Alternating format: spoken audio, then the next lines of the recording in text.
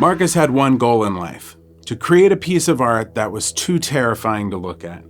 An image so frightening, so unsettling that people had no choice but to avert their eyes. He fed the call of his creativity every night when it was most hungry. Around midnight, when inspiration hit, he pulled out his pencils and started to form shapes on his sketch pad. Occasionally, these sessions of passion lasted until dawn, but more often than not, they petered out after an hour, and the results were always the same: underwhelming. That was before he received the gift. By the light of day, Marcus was a postal worker here in Salem, which was more work than most would assume. 9 a.m. roundup for team meetings, 9:15 hit the sorting room to organize the deliveries for the day, and then it was out to drive, park, organize, and deliver. Drive, park, organize, and deliver. It wasn't particularly difficult work, but it was draining.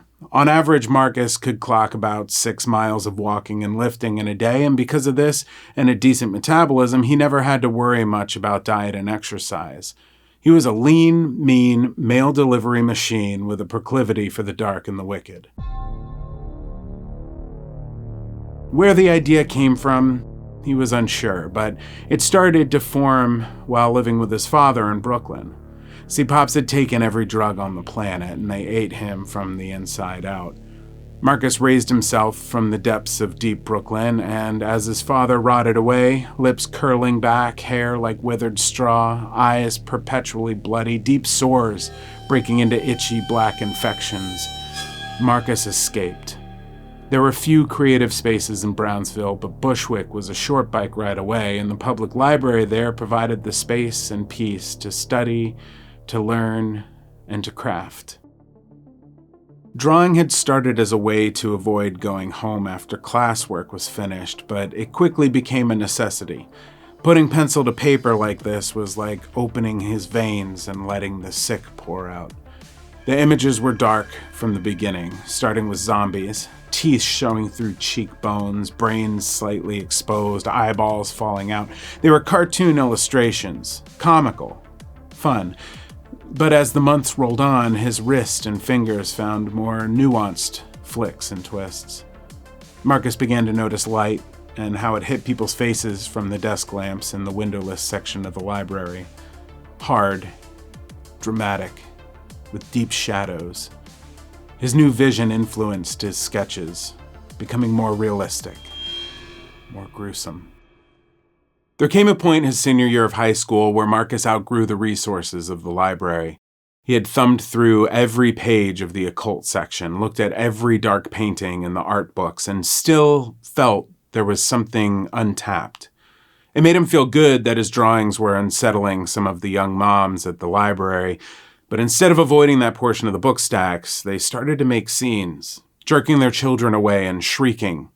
When the librarian ran over, they apologized erroneously. "I'm sorry, I'm really so sorry for shouting. I've just never been so disturbed in my life. There are children in this library, sir. You should be ashamed of yourself. And you, how could you allow such disgusting things to happen in your place of work? The library is a place for children, not witches and Satanists." The librarian was a pushover to whomever was making the most noise, and these young mommies certainly made noise. An army formed of little soldiers, one by one, causing a scene until the librarian was forced to make a judgment call. The neighborhood was changing and was now full of nice families who didn't want some weirdo guy scaring their children. On Marcus's last day in Bushwick, the mommy army brought some of their men to make sure the message stuck. They mutilated his bike beyond repair and left his body full of bruises.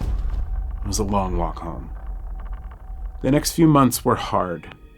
The apartment was nothing more than a nest for his rat father. Teeth rotted sharp, face peeling, breath wheezing. Even with the windows open, it smelled of chemicals, bile, and mold.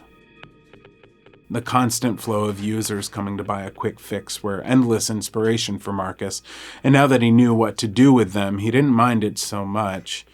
He only got glimpses from his bedroom door, but the rot sat like trauma in his mind, and without the time to sit and stare at a subject, as he did in the library, more was left to the imagination.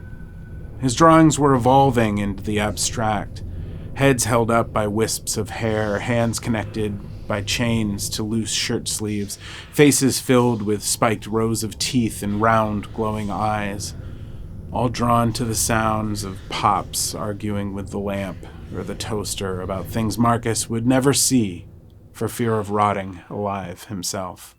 Despite his hardships, Marcus graduated high school that spring. He walked alone from his parentless graduation and arrived home to find that he was now on his own. Pops had found Marcus's drawings during what could only be assumed to be a bad trip, and hanged himself with the shower curtain after gouging out his eyeballs with dirty spoons crusted with Chinese food. He hung, knees an inch from the ground, like a blue swollen jack-o'-lantern atop a scarecrow with no stuffing, clothes hanging loose on his skeletal, drug-worn body. Marcus wasn't surprised, just disturbed and disappointed.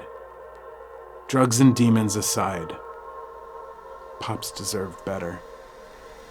Marcus untwirled the mold and rust-stained curtain from his father's neck and did his best to lower the body gracefully to the floor.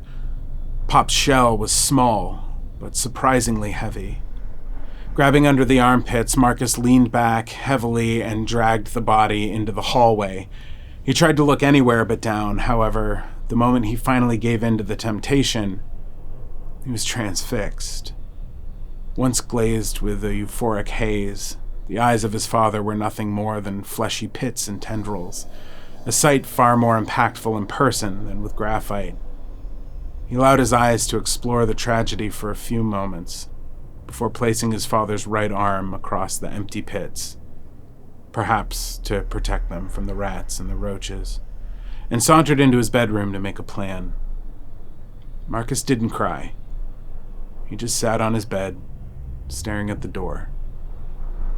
A few feet away, amidst the mess of dark art strewn across the desk, was a shoebox full of cash and a note with 2 words on it. Free yourself. $75,000 in cash was enough to disappear. Marcus bought a used car, moved to Salem into a modest studio apartment, and got his job at the post office. He thought about going to art school, but couldn't see a future where spending $75K that quickly would pay off. So he kept at it, using the new environment, the witchy history, and the secrets of his past as fuel to keep working towards the ultimate goal of unviewable art. Things had been uneventful until this afternoon, when Marcus unlocked the last blue postal box of the day to reveal a package wrapped in black paper with no visible markings on it. Unsure of what to do, he placed it on the floor of the mail truck near the front seat and retrieved it after his final hour of sorting. The package was almost invisible, sitting on the dark wood of the dining table, but it was unmistakably present. There was an energy about it, an almost imperceptible vibration that Marcus felt the moment he saw it, as if the package was beckoning him to see what lay inside. Opening someone else's mail is a federal offense, but this didn't appear to be mail. From whom was anyone's guess, but there was no doubt it was a gift intended for the postal worker who frequented the box. A brief thought of explosives crossed his mind, but aside from the mean mommies in Brooklyn almost 2 years ago, Marcus never met anybody he didn't get along with. People loved getting the mail, and being a postal worker meant people loved him too. Flicking open his pocket knife, he loosed the paper, careful not to tear it, and with his heart pumping, sweat forming on his upper lip, he turned it inside out to see a message written for him. A triangle with 3 foreign-looking words written, one on each corner, and in the middle, in beautiful cursive writing, was "Free yourself." Impossible. Pops was dead. The message he left seen only by Marcus that night before calling the police. Then who? His lip began to quiver. The images of Pops from that night had been buried deep, but they were clawing through the soil of his mind now, hungry for his brain, Pushing the wrapping paper aside, Marcus fumbled for the box and pulled out a thick, black candle. What is this? He thought. Some sort of late funeral gift? The tears began to flow freely, mixing with his sweat as he held the candle in his lap. When did it get so hot in here?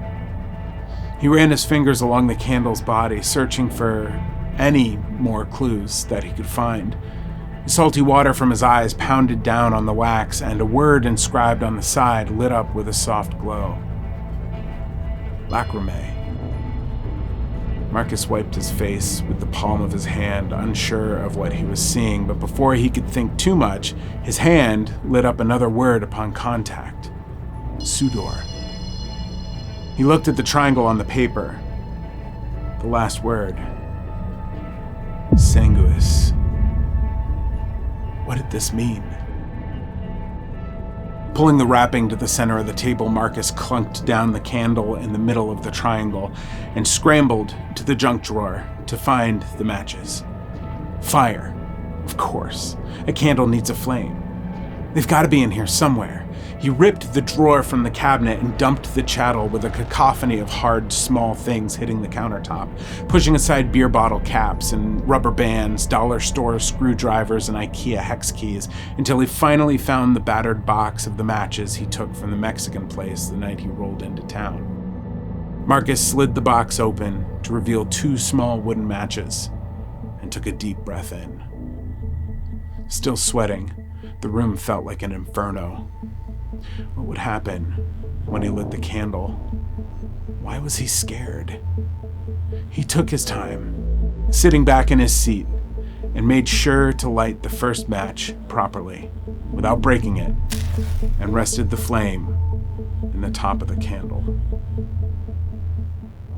Nothing. He held it there until it burnt his finger, but the wick didn't light. What kind of candle doesn't light? Marcus reached for the second match and struck it in the same way, holding the flame against the wick, but to no avail. The room was throbbing like a headache. The candle wanted something, but what? Marcus tried to make sense of it. The first word lit up from his tears, and the second, his sweat. Sweat. Tears. The truth dawned on him as he reached for his fine-tip pencil and the sharpener, twisting the wood and graphite to a needlepoint. Marcus placed the blunt end against the table, held fast by his left fist, and pushed his right palm until the skin punctured and the blood spilled out. And then he reached for the candle. On contact, a tall flame burst from the wax like a cheap firecracker. The room was lit with darkness, and Marcus's eyes rolled back into his skull as he began to draw. His hand jerked violently as if taken by something else. Psychedelic visions kaleidoscoped endlessly through his consciousness as his body was used to create the monstrosity. In the morning, Marcus woke with a purulent quarter stigmata and a messy kitchen. The candle, despite being quite large last night, had burnt to the bottom, leaving black hard wax over half the dining table. But none of that mattered, because before him was his drawing, face down, with just a hint of a shape showing through the back of the paper. Marcus knew he couldn't look at it, but he had to know. Was this the one? After some deliberation, he decided to pack it in his satchel and bring it to work. It didn't seem safe to leave the drawing alone. On the way in, he saw a veteran on the street corner asking for money. Marcus offered him $20 cash if he'd look at the drawing. The man took one petrified look, pushed both his fists into his eyes, and walked into traffic where a semi painted the road red with him like a wet brush. Marcus got lost in the remaining blocks to work and ended up at a park, staring into nothingness, hands shaking, watery eyes. That blood was on his hands. He had unleashed the most wicked of images, and there was no telling what pain it would bring.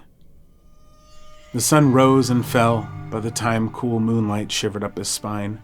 Marcus had balanced himself, letting the accident, and he was sure it was an accident, drift away into a frozen block of memory and helpful reasoning. The man was most likely mentally unstable. He was too weak to see the image.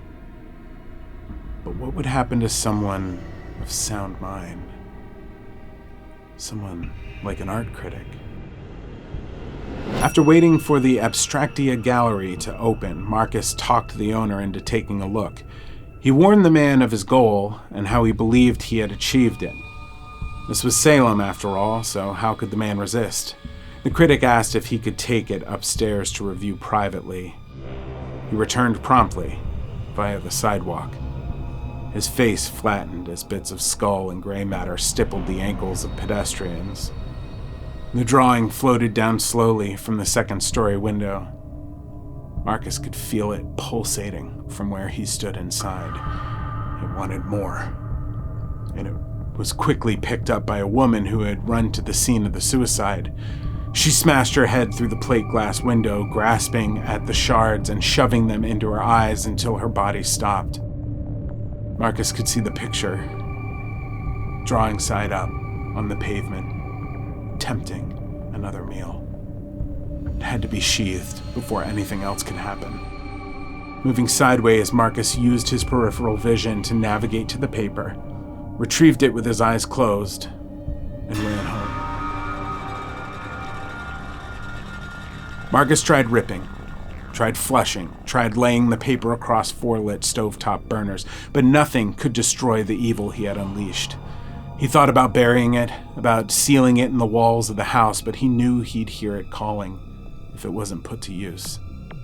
Distraught, he shoved it back in his satchel next to his book on loan and paused, closing his eyes as a dark splinter of a smile cracked across his lips. He knew what he had to do. Marcus grabbed his keys. They called it the mass mommy suicide, and legend has it that behind a particular shelf of occult books lies a sealed-off wing where the women used to meet to talk about improving the neighborhood. The image still hangs over the blood-stained basement floor of the Bushwick branch of the Brooklyn Public Library, threatening to take all who enter there.